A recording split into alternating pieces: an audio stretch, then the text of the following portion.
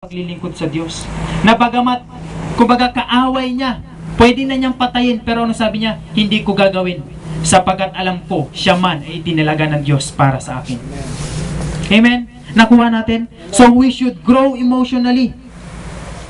In Proverbs chapter 15 verse 18, tinan po natin ang ating mga Biblia. At dito natin makikita kung ano ang totoo. Proverbs chapter 15 verse 18. Nakita po natin? Proverbs chapter 15 verse 18.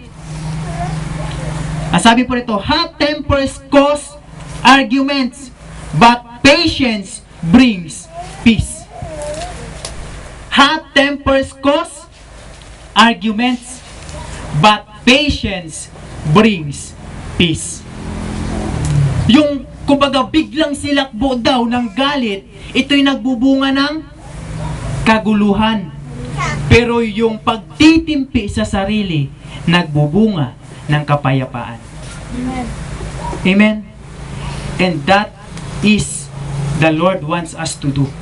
We should grow emotionally. Hindi na tayo lalayo. Yung galit na nararamdaman natin, pag hindi natin kayang kontrolin yan, mga kapatid, kailanman wala tayong kapayapaan sa buhay natin. Masarap mabuhay na wala kang galit sa iyong puso o mga bagay na hinanakit sa iyong puso. Pero kung hindi natin kayang kontrolin yung emotion na meron tayo, anong bunga daw? Cause arguments. But patience brings peace. Kaya makikita natin ang isang tunay na Kristiyano kapag nagalit. Amen? Nakikita ba natin sarili natin pag nagagalit tayo? Napipicture out ba natin yung sarili natin kung nagagalit tayo? Ano yung reaction na ginagawa natin pag nagagalit tayo? Tayo ba'y, kumbaga, we speak anything na kung saan ay pwede nating masabi? O we stay calm sa gitna ng galit na nararamdaman natin?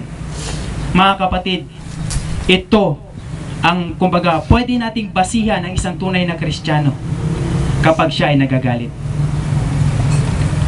Ang sabi ng Biblia, hindi masamang magalit, yes. Pero nagkakasala tayo kung tayo ay makakapagsalita ng hindi maganda kapag tayo ay galit. Diba? Yan ang sabi ng Biblia. So, kung babasihan natin, alam nyo, ito nakakatuwa eh. Kasi talagang isang taong Kristiyano, talagang malalaman mo yan kapag malalim sa kanyang pananampalataya kapag nagagalit yan. Tanungin mo yung kanyang pamilya kung paano siya magalit. At kapag kung ano yung nasabi ng kanyang pamilya kapag siya ay galit, yun siya sa kanyang totoong buhay. Amen? Amen. Now, that's why the Lord wants us to grow in emotion. Dahil kapag hindi natin na-control emotion natin, wasak yung pamilyang meron tayo. Sira ang pamilyang meron tayo. Amen? So, hot tempers cause arguments, but patience brings peace. Now, balik tayo, atrasan ng kaunti, pababa. Chapter 14, verse 29. Ito ang taong matalino. Okay? 14 verse 29. If you stay calm, you are wise. But if you have a hot temper, you only show how stupid you are. Malinaw ang sabi ng Biblia. Kapag ikaw ay nanatiling kalma sa isang sitwasyon, ikaw ang pinakamatalinong tao. Pero kung ikaw ay nanatiling, kumbaga ay magagalitin sa mga sitwasyon, pinapakita mo lang kung gaano kakahangal sa harapan ng Diyos. Alam niyo, totoo lang, hindi naman talaga una sa harapan ng Diyos eh. Sa harapan mismo ng mga tao, nakikita na nila kung gaano kakahangal. Dahil doon sa bunga ng emosyon na hindi natin kayang kontrolin. At yan ang madalas na nangyari sa tao. Doon tayo tinitira kasi ng kaway eh. Yung galit na meron tayo.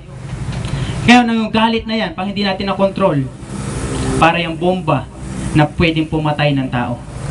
Para yung atomic bomb o nuclear bomb na pwedeng sumira ng maraming mga bagay. Okay? So the Lord wants us to grow emotionally. Now in Luke chapter 22, verse 31, Luke 22 verse 31 to 34.